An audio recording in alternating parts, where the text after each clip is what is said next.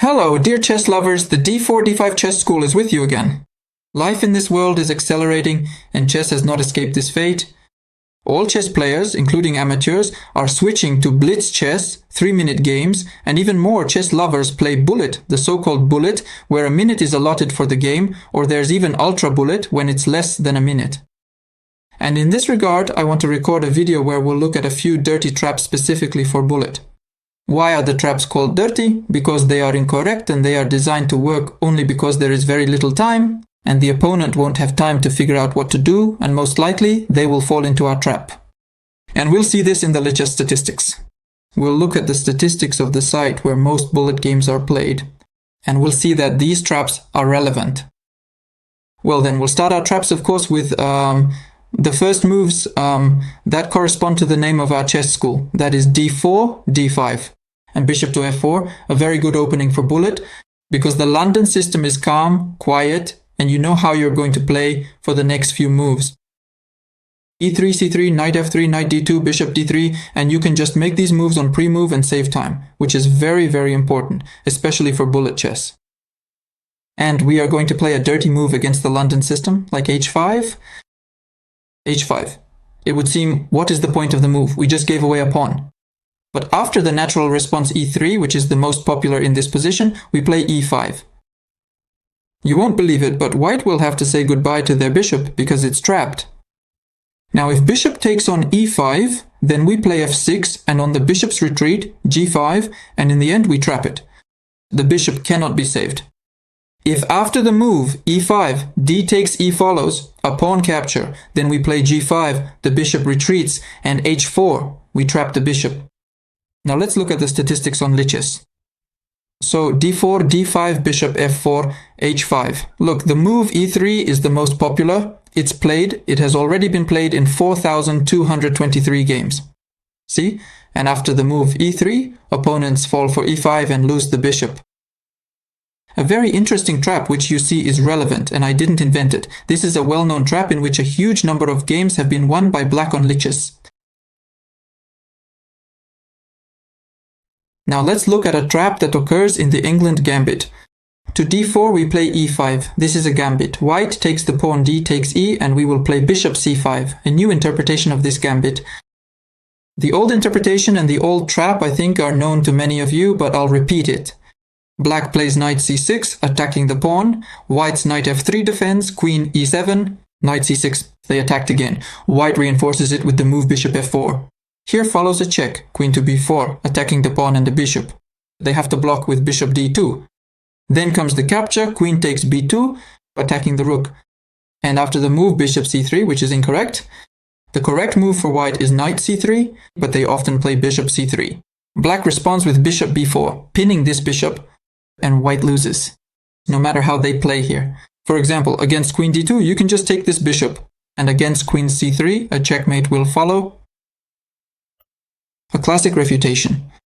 And on bishop takes b4, knight takes b4, it's unclear how to save the rook and the pawn on c2. So here, of course, black wins in this trap. But we will play bishop c5. This is an unexpected move for chess players who play as white. And you will see that white gets into this position without knowing it and lose even more games than in the previous trap. There will be more than 1,000 games for white in which they lost. Look, knight f3, a natural move. We also play d6. And on ed, remember this dirty move, knight e7. You can even make it as a pre-move. Why is it dirty? Because it seems like you moved quickly and blundered the knight. The opponent takes it, but after the move bishop takes f2, white loses the queen because the only move according to the chess code is king takes f2. But in that case, we simply take the queen. Let's look at the statistics. Look, d4, e5, de.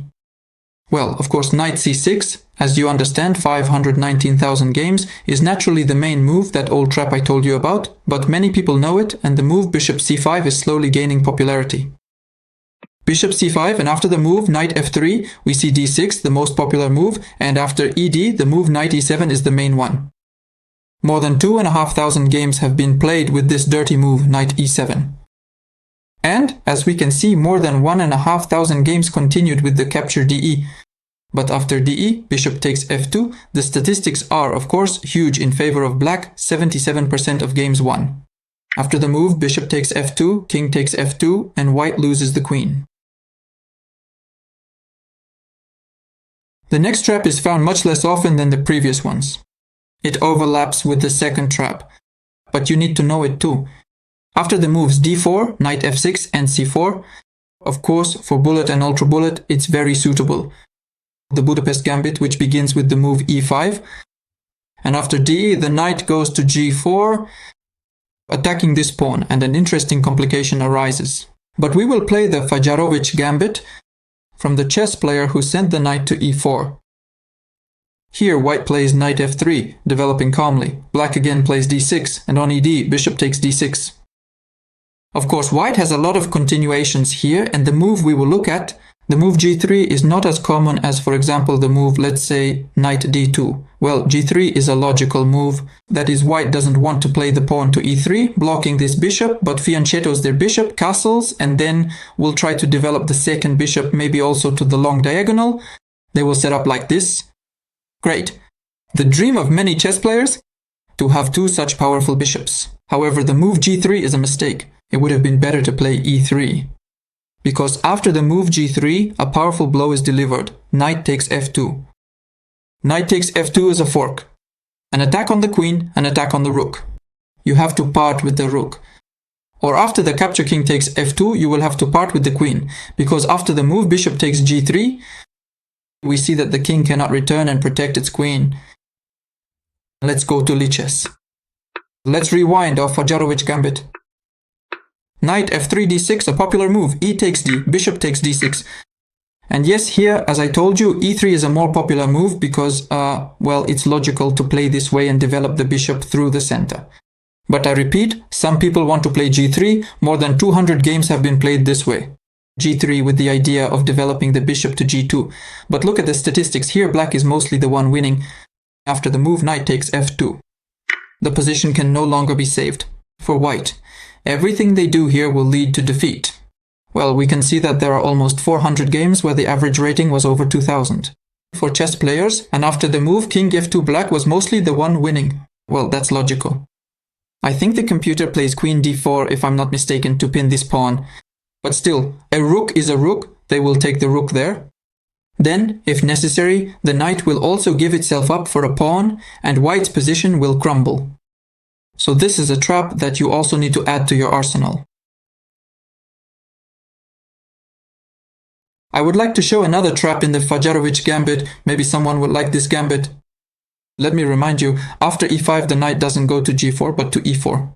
And after the move knight f3 we looked at d6. But you can also play b6. It's a provocative move because it opens a diagonal and we see that our knight is undefended and our rook is undefended. And of course, a very tempting move here is queen d5. The queen comes in, declares a double attack, and is about to win something here. Here we play bishop b7. As if we're trying to save the rook, we sacrifice the bishop and white takes it. The move is knight c6, and slowly white begins to realize that they might have problems with their queen. Now the queen will be trapped, they'll catch it. Then the queen tries to escape, the queen goes to a6. We give a check on b4, which is mandatory, and after white blocks the check, it doesn't matter how, they lose. Let's say they block with the bishop, we play knight c5, attacking the queen. The queen retreats. We exchange bishops, and after the recapture we push the pawn to a6, asking the queen where it's going. It has no answer because the queen is trapped, and white will have to part with their queen. The trap is interesting, and even chess players with a rating of 2500 have fallen for it. So take a look. Here we have the Fajarowicz Gambit. We played b6. Yes, the move queen d5 is not the main line, but we can see that more than 500 games have been played with this move. So queen to d5, the bishop goes to b7. Look, the bishop goes to b7. And after the move queen takes b7, white is now going to have a difficult time. And we see that, for example, a player with a rating of 2500 got into this position. Although he won the game, the position is of course already quite unpleasant. And after the move knight c6, queen a6 escapes. 2500, there you go, Darwin Lalo.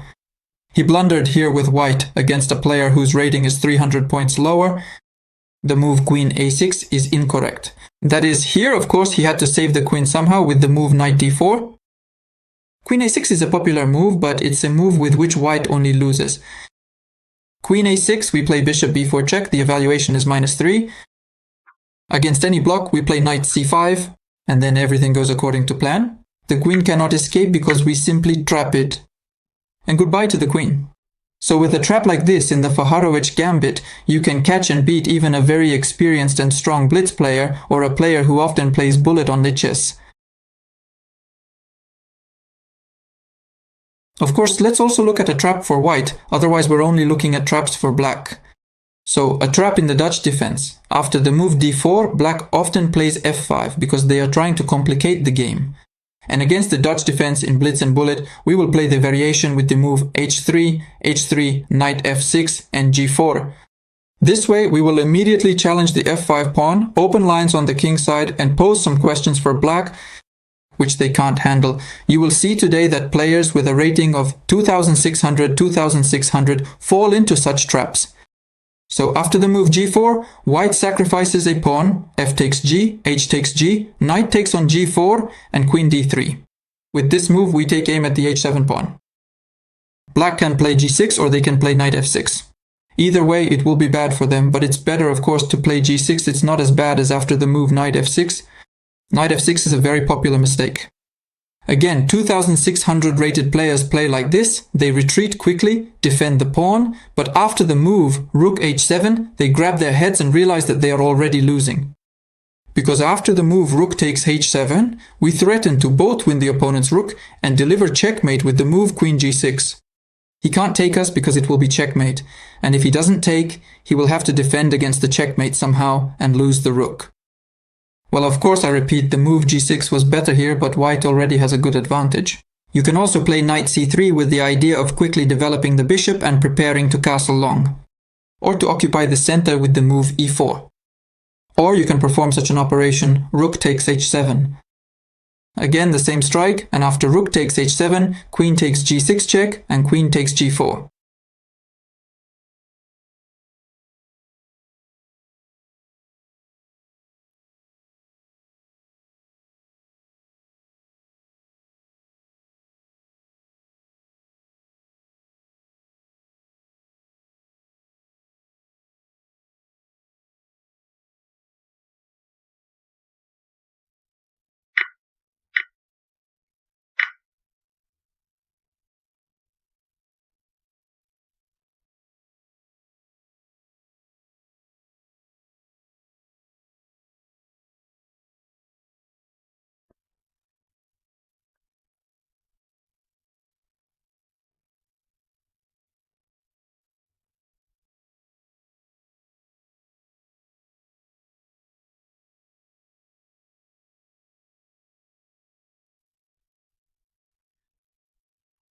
$2,560 Blitz Bullet fell for it, 2,671, 2,623, 2,665.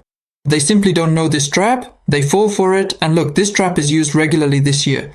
You could say that, but it's not a new trap. It's been known for a long time, of course, but chess players, as we can see with high ratings, don't know about such things. Yes, after the move rook takes h7, it's already useless here. We see it's all white, meaning it's very, very rare for black to manage to save the game somehow. Mostly, of course, white wins, and a trap like this should be in every chess player's arsenal. The next trap is also for white, and arises in an opening that is called, I don't know why, the St. George defense. The move a6. A strange move, of course, but don't be surprised. Once at the European Team Chess Championship, Anatoly Karpov, the reigning world champion, at that time, after the move e4, saw the same response, a6. Played by the English Grandmaster Anthony Miles. What do you think? Anatoly Karpov, playing with the white pieces, lost that game. So anything is possible. Of course, the main move here is d4 capturing the center, but we will play bishop c4. It's a provocative move. We are provoking the move b5 to attack our bishop. b5, and here we don't retreat, but capture on f7. Bishop takes f7, check. Well, black has no choice, king takes f7, and queen h5, check. We've moved in, and black has to face great difficulties here. The king can't move, because on king f6, queen f5 is mate. And on king e6, we first give a check on d5, force it back to the f6 square, and then we ourselves will return to f5 and deliver mate. Therefore, the only defense is the move g6.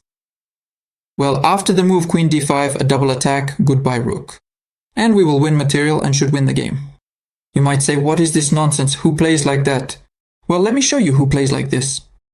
So, e4, a6, bishop c4, b5. The bishop doesn't go to b3, although we can see that's the most popular response. We're going to capture on f7. Bishop takes f7. And if you take a closer look, this name should be familiar to you. Alireza Firouzja, with the white pieces here, was crushing his opponent. By the way, look at the black piece players, rating 3,000, 2,875, 2,753, 2,881. So these chess players, to put it mildly, are not amateurs. They play this opening and fall into this trap. King takes f7 and queen h5. That's it. We can see it's all over here. Valera b5 is finished, and there's nothing that can save black here. To g6, queen d5 check, a double attack, and the rook is lost. Well, Firouzja of course won this game. I think you should also win against your opponents who suddenly dare to play such a strange defense against you.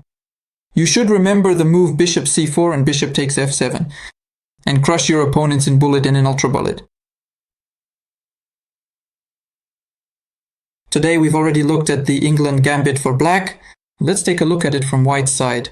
d4, let me remind you here, it's e5, d takes e, knight c6. And we saw that white defends the pawn with the move knight f3, the main move, but we are going to play bishop f4, thus defending the pawn. And on queen e7, we will stop defending it. We will play knight c3. We give up the pawn, black takes this pawn with the move knight takes e5, and we move our knight from c3 to d5, attacking the queen.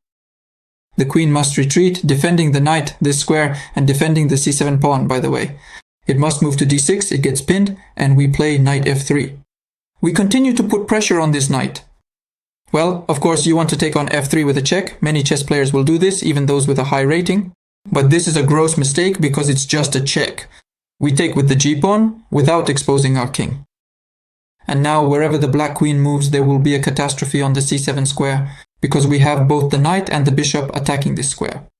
And knight c7 will be a fork, and we will take the rook. Therefore, they don't often take on f3, although that's also a valid move. Instead, they play f6, and it was none other than Magnus Carlsen himself who got into such a position with black. And he also played f6, and here we will play e4. If we face Magnus and he decides to test the Englund Gambit against us, we will be ready for him. We will play e4, and now Magnus plays c6, trying to drive away this annoying knight. It's logical, but it doesn't work. We strike with knight takes e5. We take the knight and open up our queen. That was the point of the move e4, to free this diagonal which was blocked by the e2 pawn. And now after the move c takes d, here Magnus's opponent, Penguin Andrew Tang, played knight g6. The move is a mistake. The correct move was to check with queen h5. Remember, we check Magnus. Now, on the move g6, we capture with the knight on g6. The rook is hanging, and there's a discovered check. Well, on hg, we won't take this cheap rook. We'll take the pawn on g6, and when the king retreats, we'll take Magnus's queen and maybe even beat the champion himself. Let's go to Lichess and take a look. d4, e5, d, knight c6, bishop f4. So queen e7. Knight to c3, knight takes on e5. And here the main move is knight d5. Queen d6, a retreat, protecting the pawn, protecting the knight. We will play knight f3. You see, knight f3, or rather knight takes f3, people play that. I'll show you the statistics. 2500, 2492, so 2500 rated players regularly fall into this trap and miss the strike on c7. But the move f6 is more popular, and here e4, e4. And here you go. The game Penguin versus Dr. Drunkenstein, that is, Magnus Carlsen, played 2 years ago. I don't know, maybe Magnus has already studied this mistake and won't fall for it again. But who knows. After e4, what followed here was, let's switch to that game. Here the move c6 followed. Magnus played that. And on knight takes e5, cd. So we will play queen h5, which is what I recommend. But Penguin threw his knight to g6, which is the worst variation, because now Magnus's queen retreats to b4 with a check, escaping the bishop, and then Magnus will take this knight. Therefore, in this particular position, we will, of course, definitely play not knight to g6, but instead we will choose queen to h5. And with this powerful move, we will crush even Dr. Drunkenstein himself. As you can see, there are a lot of dirty traps in Bullet and Ultra Bullet. And we've looked at 4 for black and 3 for white. Let's balance it out and look at the last trap for white. It also occurs in the Englund Gambit, d4, e5, d, knight c6. We play bishop f4. And on queen e7, I repeat, we don't protect this pawn, we play knight c3. We've already looked at what happens on knight takes e5 if Magnus plays that against us. Now let's see what happens if the move queen b4 is made, a logical move with a double attack. Here the main move is queen d2, but we will play bishop d2. We give this pawn to black, let them take it, and be wary of some discovered attack. Often black doesn't take this pawn, but captures on b2, after which they are already losing. This is a huge blunder, because on rook b1, black's queen has only one move, queen a3. Finally, knight b5. A fork attacking the queen, attacking the pawn, c7. And after we take this pawn, there will be another fork. The knight will attack the rook, attack the king, and that's it. Well, let's go to Lichess and see what rating chess players have who fall for these traps. Yes, you see, queen to d2 is the main move, but we will play bishop to d2, and after the move queen to b2, rook to b1, black's position is already unsalvageable. 2400, 2300, 2400. You see, even decent chess players fall for it and lose their games this way. There's a movie called Gone in 60 Seconds. And we are going to be checkmating in 60 seconds. In a minute in Bullet. This was the Chess D5 Chess School. If you enjoyed these traps, please subscribe to our channel and share this video on social media. See you next time. Bye.